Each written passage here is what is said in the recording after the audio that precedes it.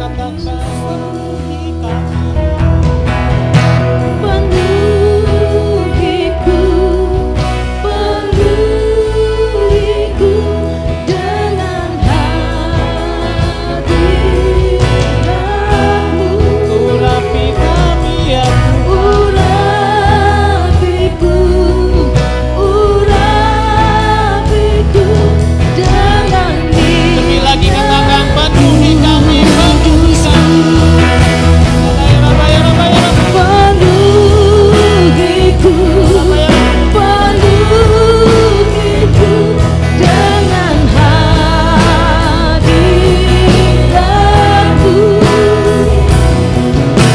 Urapiku, urapiku dengan Lebih lagi katakan penuhi kami, kudusmu. Penuhiku, penuhiku dengan hadiratmu. Urapiku, urapiku dengan minyak kudusmu. Dengan minyak kudusmu. dengan minyak. Dengan minyak Berikan tepuk tangan yang meriah bagi Tuhan kita. Haleluya. Haleluya. Segala kemuliaan hanya bagimu ya Raja kami. Engkau ada hadir bersama dengan kami. Kami akan mengalami perjumpaan pribadi dengan Engkau. Yang sakit disembuhkan, yang beban berat Kau hiburkan. Kami datang dengan pergumulan, kami pulang membawa kemenangan. Kami datang dengan sakit penyakit, kami akan pulang dengan kesembuhan. Kami percaya ada otoritas kerajaan Allah di tempat ini. Segala pikiran yang tidak berasal dari Engkau kami cabut, kami harti di dalam nama Tuhan Yesus. Hati yang keras untuk menolak kebenaran, Tuhan gantikan dengan hati yang lembut. Setiap umat-Mu yang datang siang hari ini mengalami kelepasan, mengalami pemulihan, mengalami mujizat daripada Tuhan. Terima kasih Bapa, dalam nama Tuhan Yesus. Amin. Oke, mungkin kita bisa angkat Alkitab kita. Kalau ada handphone boleh angkat tinggi-tinggi. Ikuti apa kata saya. Ikuti apa kata-kata saya. Saya percaya firman Tuhan ini akan membuat saya mengalami terobosan. Firman Tuhan ini akan membuat saya mengalami perjumpaan dengan Tuhan. Haleluya. Berikan kemuliaan bagi Tuhan. Oke. Hari ini saya mengangkat tema yang gak susah-susah, gampang-gampang aja. Terapan. Saya mengangkat tema, boleh ditampilkan? Multimedia. Oke, hari ini saya akan berbicara mengenai pikiran Kristus. Sama-sama katakan pikiran Kristus. Nah, beberapa minggu ini hal ini merema di dalam hati dan pikiran saya. Dan mungkin ini adalah sesuatu yang dibutuhkan oleh umat Tuhan di tempat ini. Kita buka dari 1 Korintus 2 ayat 14 sampai ayat 16. Oke, saya akan baca ayat yang 14, Bapak Ibu baca ayat 15, 16 kita sama-sama membacanya. Saya baca dulu. Tetapi manusia duniawi tidak menerima apa yang berasal dari Roh Allah, karena hal itu baginya adalah suatu kebodohan, dan ia tidak dapat memahaminya sebab hal itu hanya dapat dinilai secara rohani. Ayat 15 Bapak Ibu.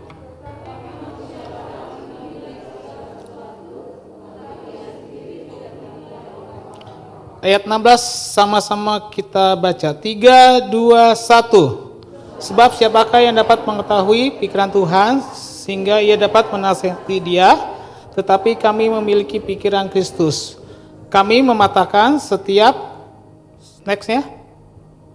Oke, 3, 2, 1. Kami mematahkan setiap siasat orang yang merupakannya dan setiap kubu yang dibangun oleh keangkuhan manusia untuk menentang pengenalan akan Allah. Kami menawan segala pikiran dan menaklukkannya kepada Kristus. Itu 2 Korintus 10 ayat yang kelima. Oke, sebagai pengantar, saya tadi pagi pas di kereta tuh saya ada baca-baca lagi materi ini, terus ada suatu rema dalam hati saya. Ketika saya baca ulang lagi materi ini, Roh Kudus berbicara tentang 2 tipe manusia yang ada di dunia. Yang pertama, manusia duniawi, sama-sama katakan manusia duniawi. Manusia duniawi dalam bahasa aslinya, bahasa Yunaninya disebut sebagai puschikos. Artinya adalah manusia yang bersandar kepada pikiran dan emosi manusiawinya. Oke, ayatnya boleh dibantu 1 Korintus 2 ayat 14 tadi. Tetapi manusia duniawi tidak menerima apa yang berasal dari Roh Allah, karena hal itu baginya adalah suatu kebodohan dan ia tidak dapat memahaminya. Sebab itu hal itu hanya dapat dinilai secara rohani. Manusia duniawi menunjukkan kepada orang yang belum lahir kembali, yaitu orang yang semata-mata diperintah oleh daging dan hawa nafsunya. Sedangkan ada jenis manusia yang satu lagi, yakni manusia rohani di 1 Korintus 2 ayat 15. Tetapi manusia rohani menilai segala sesuatu, tetapi ia sendiri tidak dinilai oleh orang lain. Itu bisa dibaca di dalam 1 Korintus 2 ayat 15. Manusia rohani dalam bahasa aslinya disebut pneumatikos, orang yang dilahirkan oleh Roh Kudus. Jadi ada 2 jenis manusia. Yang pertama manusia duniawi, yang kedua manusia rohani. Manusia duniawi dikuasai oleh apa? Daging dan hawa nafsu. Sedangkan manusia rohani dipenuhi oleh apa? Roh Kudus. Mengapa hal ini merema dalam hati saya? Karena saya berpikir akhir-akhir ini banyak orang yang mengaku dia Kristen, anak Tuhan, rajin ke gereja, tapi hidupnya tidak pernah mengalami terobosan. Banyak orang yang mengaku Kristen sejak lahir, tapi hidupnya begitu-begitu saja. Papa saya suka bilang begini, jangan menjadi orang Kristen yang semuanya serba mengalir, karena semua aliran tuh larinya pergi ke laut, gitu kan. Ya kan, orang hidup jadi orang Kristen udah puluhan tahun, dibilang, kamu mau jadi apa? Ya hidup saya mengalir aja lah. Segala sesuatu yang mengalir, perginya ujungnya kemana? Ke laut. Laut asin kan? Gitu loh. Sebagai contoh ya, kalau kita adalah garam dan terang dunia, garam nih. Garam kan itu asin. Kalau kita mengalirkan, ya hidup kamu mau seperti apa? Mengalir aja, mengalir lama-lama ke laut gitu kan. Laut kan asin, mengasinkan sesama yang asin, akhirnya sih mati. Kalau Anda pernah pergi ke laut mati, itu begitu asin kan, tidak ada kehidupan. Oleh karena itu jadilah terang dan garam bagi dunia. Oke, kita kembali ke pokok pembahasan kita. 1 Korintus 2 ayat 16 yang dikatakan oleh Paulus tuh memberikan sebuah gambaran bahwasannya kita tuh sebagai putra-putri kerajaan Allah, kita tuh diberikan otoritas daripada Tuhan, tapi kita tanpa kita sadari, kita tidak mengerti jalan pikirannya Tuhan. Seringkali manusia yang notabene bilang adalah putra-putri kerajaan Allah, kita sering menggunakan dalam kehidupan kita pemikiran secara daging, mengandalkan diri sendiri. Ada 3 jenis hikmat yang saya pelajari dalam Alkitab. Yang pertama, hikmat yang datang daripada Tuhan. Yang kedua, hikmat dari dunia. Dan yang ketiga, hikmat diri sendiri. Hikmat dari Tuhan menggunakan dia mengandalkan Roh Kudus Oleh karena itu, saya menghimbau Bapak Ibu Saudara terkasih yang belum menerima baptisan Roh Kudus, mintalah baptisan Roh Kudus. Sehingga hidupku dipenuhi oleh Roh Kudus. Kalau kita dituntun oleh Roh Kudus, kita akan melihat penggenapan janji-janji Tuhan akan terjadi dalam kehidupan kita. Yang kedua, hikmat dari dunia menggunakan, kalau saya kasih contoh, menggunakan ya ramalan-ramalan, kemudian percaya akan zodiak, percaya akan horoskop, feng shui, hong shui. Saya tidak anti, tapi saya lebih kepada dia menggunakan hikmat daripada dunia. Orang pintar, dukun segala macam. Ada yang ketiga, hikmat diri sendiri. Terkadang hikmat dan yang daripada manusia membuat manusia tersebut jadi sombong dan akhirnya menjadi egois. Tapi untuk kita mengerti akan pikiran Tuhan di 1 Korintus 2 ayat 16, apa yang dikatakan oleh Paulus itu benar adanya, bahwa kita bisa melihat perkara rohani, diperlukan pikiran Kristus, karena dengan pikiran Kristus kita dapat mampu melihat sudut pandang Kristus. Makanya apa yang dikatakan oleh Rasul Paulus dalam 2 Korintus tadi ditekankan bahwasannya pikiran manusia kita, pikiran daging kita harus ditawan dan dikalahkan dengan pikiran Kristus. Oleh karena itu kita perlu menyadari bahwasannya untuk bisa mengerti pikirannya Tuhan, kita harus berani yang namanya submission. Sama-sama katakan submission. Submission itu menundukkan diri, percaya akan otoritas ilahi. Sama-sama katakan otoritas ilahi. Oke, boleh salam kiri kanannya colek, bro, sis, ayo, coba, boleh, ayo, dituntun oleh roh. Oke, biar nggak terlalu tegang gitu loh, ya kan, karena saya kadang-kadang kalau udah khotbah begini kadang-kadang bingung. Ada orang datang ke gereja ngangguk-ngangguk, antara ngerti akan firman-Nya atau ngantuk, atau pikirannya lagi jalan-jalan entah kemana, mesti mau makan apa ya gitu kan, ya kan. Nah, oke, kita kembali. Oleh karena itu Rasul Paulus menegaskan bahwasannya orang yang dewasa dalam kerohanian akan mempunyai pikiran Kristus. Hanya orang dewasalah yang dapat memiliki pikiran Kristus. Ada beberapa tingkatan kedewasaan dalam iman. Yang pertama bayi, kedua anak, ketiga remaja, dewasa, kemudian menjadi bapak. Ada 5 tingkatan rohani di dalam kekristenan. Bapak, Ibu, Saudara terkasih, sekarang ada di level yang mana? Mungkin saat kita bilang kita percaya Yesus, kita bilang aku mengakui Yesus sebagai Tuhan dan Juru Selamat. Oke, kita melihat segala sesuatu yang Tuhan kerjakan indah. Kita kayak ibarat anak bayi ya. Doa dikit dijawab. Tapi lama-lama, masa selamanya hidup kita, kekristenan kita hanya jadi bayi sih? Kapan kita menjadi dewasanya? Lambat laun ketika kita beranjak menjadi dewasa. Bapak Ibu pernah menyadari nggak? Tidak semua yang kita doakan, tidak semua yang kita pintakan Tuhan langsung jawab. Sadar nggak? Sadar kan? Kenapa Tuhan tidak langsung menjawab? Karena gini loh, iman timbul dari pendengaran kan Kristus, gitu loh. Nah, kita harus mendasari segala sesuatu untuk membuat fondasi iman kita menjadi kuat. Ketika Tuhan memberkati kita, kita tidak akan terkaget-kaget.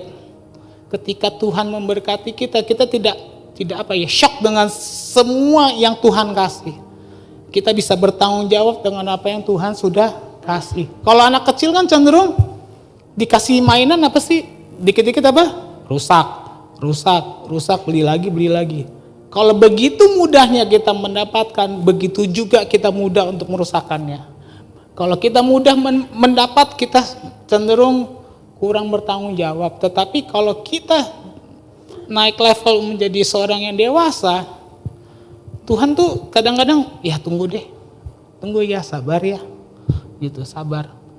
Ada lagu waktu Tuhan pasti yang terbaik, walau kadang tak mudah dimengerti, lewati cobaan. Tetap percaya waktu Tuhan pasti yang. Nah, terkadang menunggu waktunya Tuhan itu kadang-kadang gak sabar ya. Tapi percayalah bahwasanya kalau udah waktu Tuhan, pasti itu yang terbaik yang daripada Tuhan. Jadi gini, orang Kristen jangan pernah hidup dalam perasaan, dikit-dikit sensi, dikit-dikit sensi. Pinginnya cuma dengar khotbah yang enak-enak doang, apa yang sesuai dengan keinginan daging, keinginan hati.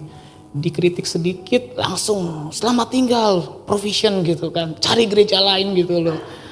Dikritik sedikit selamat tinggal Om Slamet, Tante Heni gitu kan, dikit-dikit apa gitu, dikit-dikit baper, dikit-dikit apalah gitu.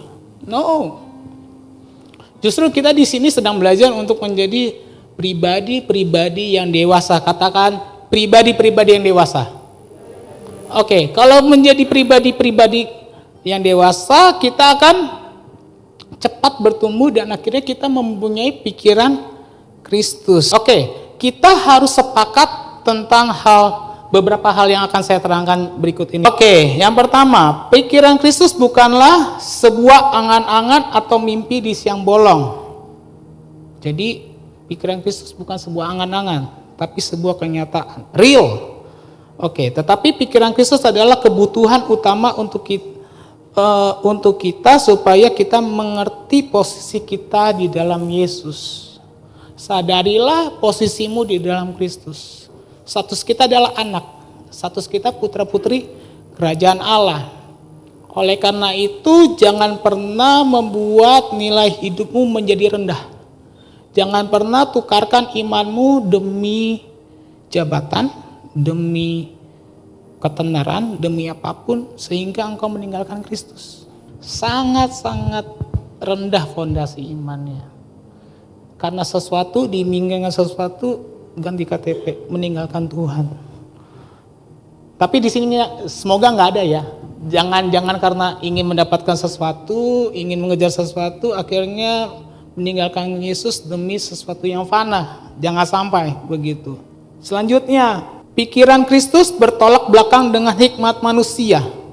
Terkadang untuk kita bisa mengerti pikiran Tuhan, kita harus keluar dari outside of the box, atau dibilang di luar dari logika dan nalar manusia. Ketika kita ingin melihat janji Tuhan nyata atas kehidupan kita, kita harus berani untuk keluar dari zona nyaman kita, mempercayai sesuatu yang pasti akan Tuhan berikan. Namun saat ini mungkin belum terjadi, tapi akan terjadi. Mungkin Bapak Ibu sekarang sedang berdoa akan sesuatu, saya tidak tahu apa. Mungkin Bapak Ibu melihat bahwasannya, kok belum datang-datang ya janji tersebut, kok Tuhan belum jawab ya. Terkadang kita harus menggunakan sesuatu yang di luar logika manusia untuk mempercayai apa yang menjadi pikirannya Tuhan. Bagaimana kita bisa mengerti pikiran Tuhan kalau kita sendiri tidak pernah menyediakan diri untuk baca Alkitab, berdoa, dan merenungkan firman itu siang dan malam. Ya kan? Bener nggak? Iman itu kan dasar. Gitu. Ingin meraih janji Tuhan, tapi kalau kita tidak membangun dasar, apa yang mau kita bangun? Sebuah bangunan tidak akan menjadi kuat, atau gedung ini tidak akan menjadi kokoh kalau fondasinya juga nggak kokoh. Mudah dong hancur, mudah dong berantakan, mudah dong, dengan mudahnya akan dihancurkan, dengan mudahnya akan dirubuhkan. Tapi kalau kita punya fondasi iman yang kuat akan pengenalan Kristus, masalah boleh ada, tantangan boleh ada, tapi kita mempunyai pengharapan yang pasti di dalam Yesus Kristus Tuhan. Selanjutnya, pikiran Kristus melibatkan hikmat dari Allah yang dahulunya tersembunyi namun sekarang telah dinyatakan. Selanjutnya, pikiran Kristus ini diberikan kepada orang yang percaya melalui Roh Allah. Yesus memang sudah tidak bersama-sama dengan kita di dunia, tapi Dia memberikan tanggung jawab tersebut melalui Roh Kudus. Roh Kudus itu memberikan kita kekuatan, penghiburan, dan seringkali Roh Kudus berbicara kepada kita masing-masing. pribadi demi pribadi. Oleh karena itu pentingnya kita untuk menerima Roh Kudus, baptisan Roh Kudus. Tante Henny tuh sering tuh suka ngomong kan di Zoom kan ya. Penting tuh harus punya tuh menerima baptisan Roh Kudus, percaya akan karunia. Saya orang yang termasuk yang percaya dengan sign and wonder, dengan tanda-tanda mujizat.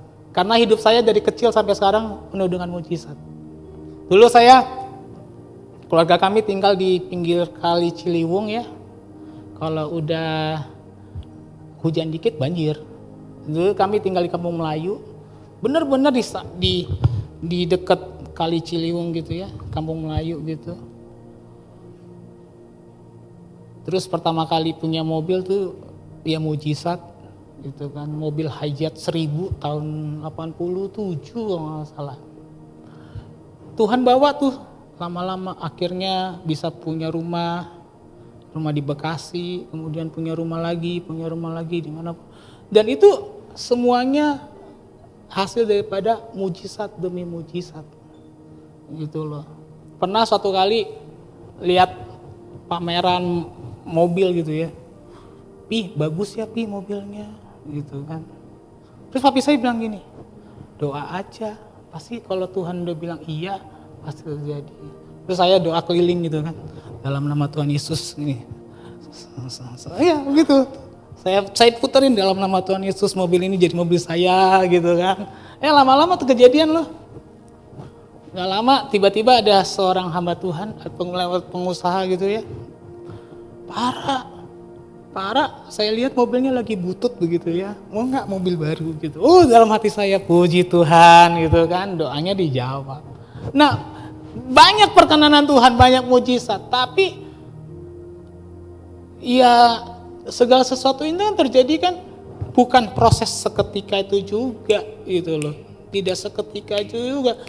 Terkadang kalau ketika Tuhan tidak menjawab, apa responmu, apa responku ketika melihat segala sesuatu belum terjadi. Gitu, belum terjadi. Terkadang kita bilang, kok Tuhan begini hidupku ya? Kok aku sudah ngelamar kerjaan, pekerjaan itu tidak kunjung datang ya? Aku sudah melakukan A, B, C, D, kok belum ya ngalami terobosan? Terkadang Tuhan menguji kita. Waktunya D.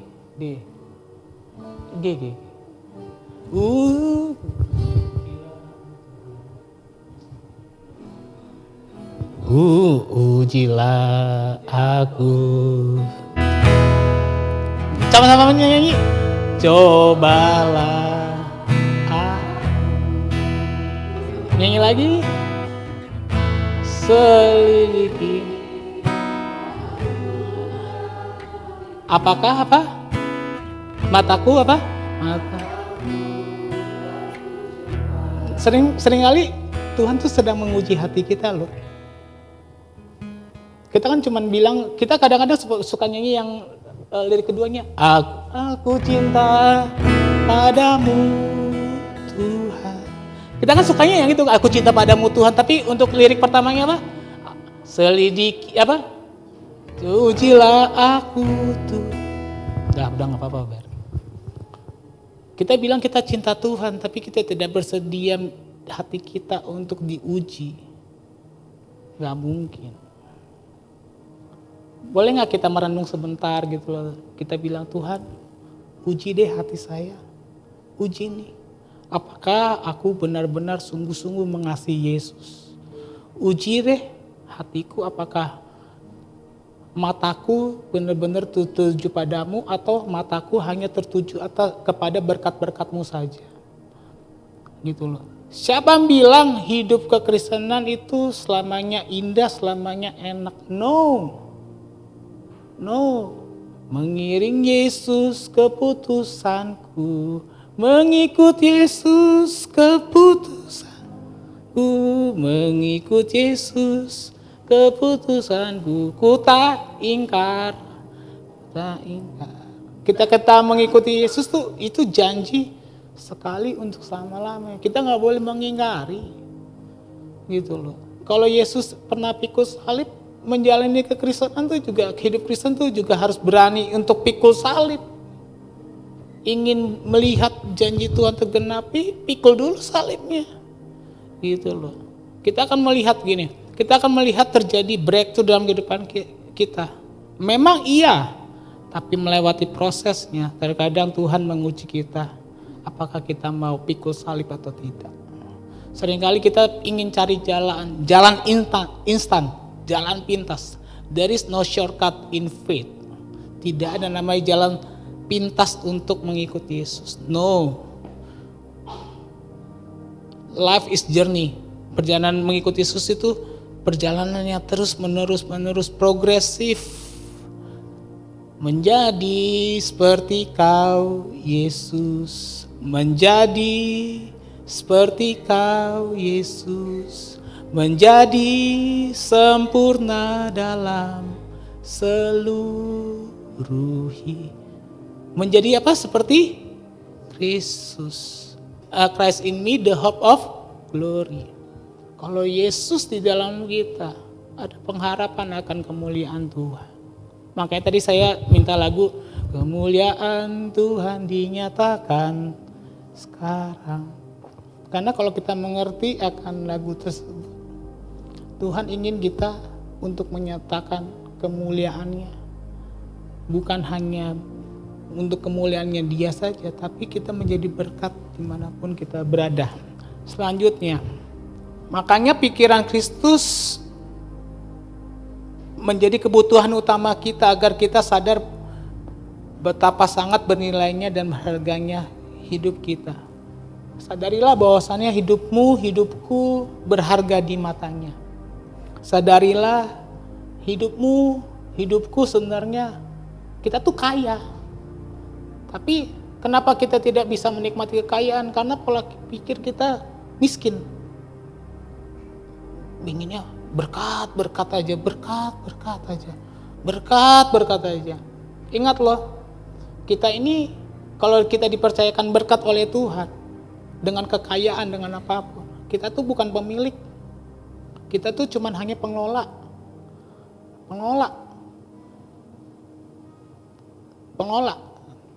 Firman Tuhan kan dibilang kan dipercaya kepada patut yang dipercaya. Kalau kita ingin mendapatkan kekayaan yang daripada Tuhan, bisa nggak kita mengelolanya? Mampu nggak kita mengelolanya? Kalau kita mampu, pasti pintu berkat itu akan terbuka. Tapi selama kita nggak mampu untuk mengelolanya, ya sampai Lebaran Tahun Kuda pun hal itu tidak akan terjadi gitu kan? Iya. Jadi sadarilah bahwasannya kita tuh spesial di matanya Tuhan. Kita tuh unik. Kita dilahirkan dengan keunikan yang berbeda-beda. Saya tuh unik, Berti unik, Hesky unik, Ezra unik kan gitu kan. Punya talenta yang bermacam-macam gitu kan. Kalau kita sama semua gitu ya kita robot gitu loh. Kita dibikin free will untuk menentukan apa kita mau jadi ke depannya.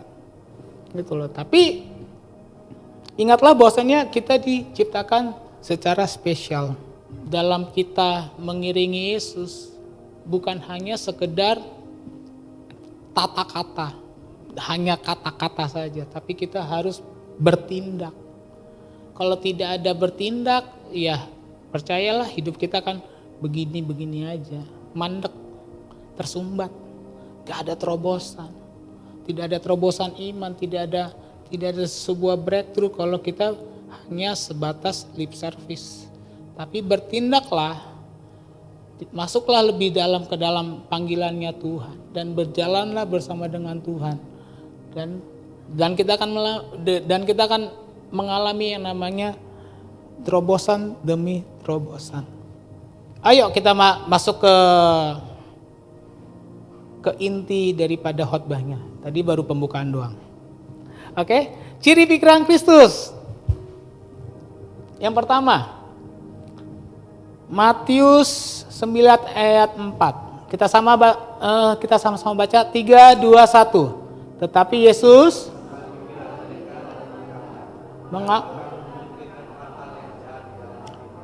Oke, poin yang pertama, membuat kita menjadi dewasa dalam bersikap dan bertindak.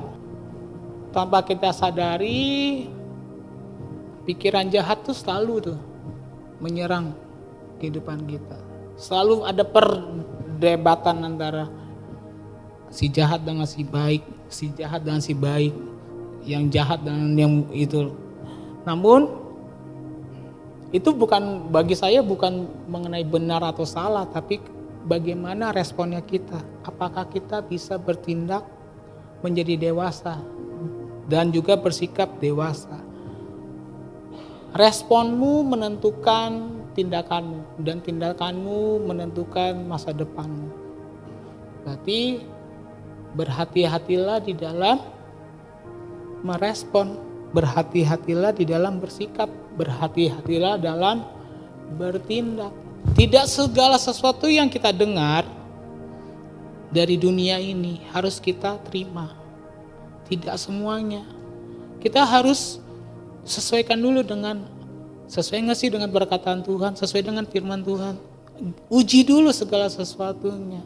Sehingga keputusan yang kita ambil bukan sebuah tindakan kecerobohan, tapi benar-benar sudah lahir dari pemikiran. Dengan logis kita bisa melihat bahwasanya oke, keputusan ini saya bisa lakukan, keputusan itu bisa saya lakukan. Dan kita akan lihat bahwasanya hidup kita tuh akan jadi jauh lebih dewasa ketimbang kita hanya mengambil keputusan dengan pemikiran yang tergesa-gesa. Karena sebenarnya firman Tuhan sudah bilang kan, tetapi Yesus mengetahui pikiran-pikiran mereka lalu berkata, mengapa kamu memikirkan hal-hal yang jahat di dalam hatimu? Buanglah pikiran jahat dari pikiranmu, buang. Kita perlu menawan segala pikiran-pikiran yang tidak berasal dari Tuhan. Saya tiap hari kan kadang-kadang kan kalau di kantor bilang, kalau udah mulai ada distraction, udah mulai ada gangguan, meeting, habis udah meeting udah pikiran udah buntu. Saya selalu bilang begini, aku mematahkan, aku menawan pikiran-pikiran yang tidak berasal dari Tuhan. Ketika saya mencoba mempraktekkan hal tersebut, tiba-tiba tuh Tuhan kasih ketenangan di dalam pikiran saya, di dalam hati saya, sehingga saya bisa menyelesaikan hari itu dengan baik. Kalau enggak, stres sendiri, mikirin sendiri, nanti bisa lama-lama gila sendiri, tertawa sendiri, gitu kan. Bisa ketawa-tawa sendiri. Saya ini kerja di perusahaan luar yang dimana I am the only employee. Saya satu-satunya pegawai yang bekerja di Indonesia. Kantornya tuh ada 3, kantor cuma ada 2. Headquartersnya